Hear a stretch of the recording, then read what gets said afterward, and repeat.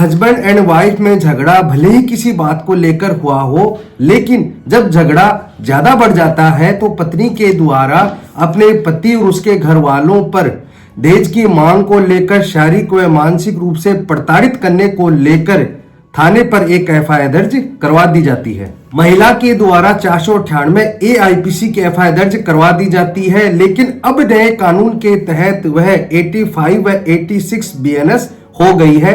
इसके साथ ही साथ घरेलू हिंसा व मेंटेनेंस का केस भी कर दिया जाता है। अब यहाँ पर सवाल यह है कि ऐसी कौन सी क्रूरल्टी है या ऐसी कौन सी हरकतें हैं जो पति व पति के घर वालों के द्वारा पत्नी के साथ की जाती हैं, जो 498 की परिधि में आती हैं। इसी प्रकार का ही एक मामला कर्नाटक हाईकोर्ट में पहुंचता है और अभी 8 जनवरी 2026 को इसमें हाईकोर्ट के द्वारा जबरदस्त जजमेंट दिया गया है। तो बने रहे वीडियो के अंत तक।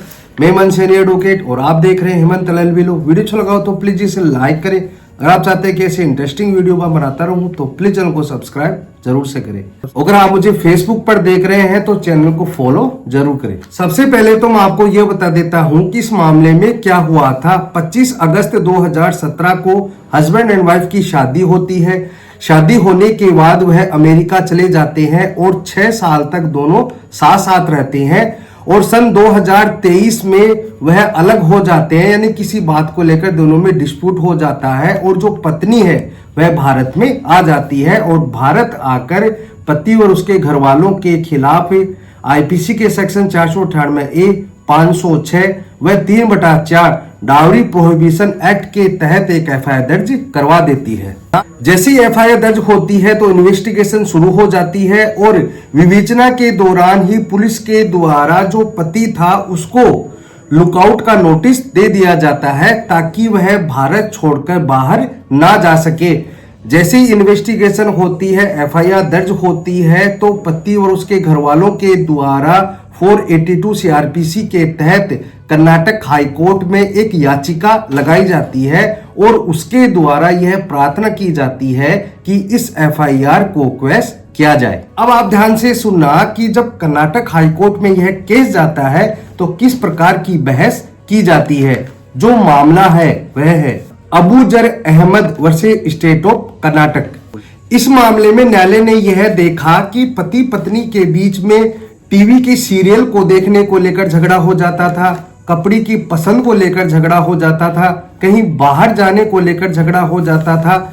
ऐसी बातों का पत्नी के द्वारा एफआईआर में आरोप लगाया जाता है। न्यायालय के द्वारा यह कहा जाता है कि ऐसी बातें मनमुटाव तो दर्शाती हैं, लेकिन 498A के कानून की जो परिधि है, 498A के कानून को लेकर जो अपराध है वह साबित नहीं हो रहे हैं, उनकी परिधि में नहीं आते हैं। यानी सीधी सी बात यह है कि अगर इस प्रकार का मनमुटाव है कि पति पत्नी आपस में ड्रेस पसंद नहीं करते हैं, अगर पत्नी कोई सीरियल देखती है तो उसी समय ही पति को वह सीरियल देखना है और कोई खाना बना है तो उसमें भी मनमुटाव है, इस प्रकार को लेकर पति पत्नी में मनमुटाव रहता है। इस प्रकार की नोकझोंक तो हो सकती है, लेकिन यह नोकझोंक जो 498A की परिधि में जो बातें बताई गई हैं उन्हें पूरा नहीं करती हैं। अदालत ने आगे यह भी कहा कि पारिवारिक जो छोटी मोटी नोकझोंक होती हैं उन्हें हम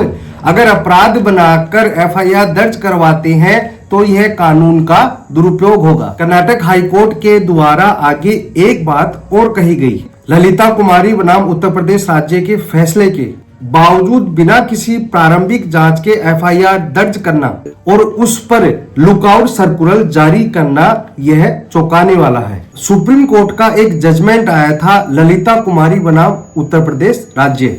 इसमें प्राइमरी इंक्वायरी की बात कही गई थी। इसी बात को लेकर कर्नाटक हाईकोर्ट के द्वारा यह कहा गया था कि इस मामले में भी प्राइमरी जांच नहीं की गई थी और पति को लुकआउट का नोटिस जारी कर दिया गया था, जो चौंकाने वाला है। इन सारी बातों को कहते हुए फाइनली कर्नाटक हाईकोर्ट के द्वारा यह कहा गया कि ना तो इसमें दहेज की मांग की गई और ना ही ऐसा कोई आचरण था जो 498A IPC की परिधि में आता हो।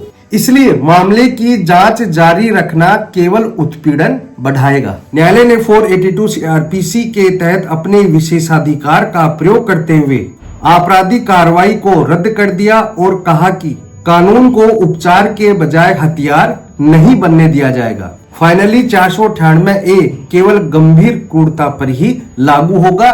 कर्नाटक हाई कोर्ट ने यह बात कह दी। वैवाहिक असंगति या अपूर्ण विवाह पर लागू नहीं होगा। मतलब कि जहां पर पति पत्नी के बीच में किसी बात को लेकर असंगति है, मनमुटाव है, वहां पर 498A लागू नहीं होगा। केवल गंभीर क्रूरता पर ही 498A IPC लागू होगी। तो आज की वीडियो में हमने यह जाना कि पति पत्नी में किसी बात को लेकर मनमुटाव हो जाता है। कहने का मतलब है कि टीवी की सीरियल को देखने के लिए मनमुटाव हो जाता है, किसी ड्रेस को लेकर मनमुटाव हो जाता है, खाने को लेकर मनमुटाव हो जाता है।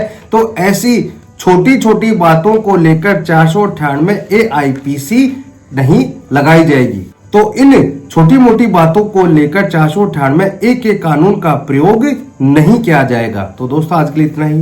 वीडियो अच्छा लगा हो तो प्लीज इसे लाइक करें। अगर आप चाहते हैं कि ऐसे इंटरेस्टिंग वीडियो मैं आपके लिए बनाता रहूं तो प्लीज चैनल को सब्सक्राइब जरूर से करें, ताकि ऐसे ही वीडियो मैं आपके लिए बनाता रहूं। धन्यवाद।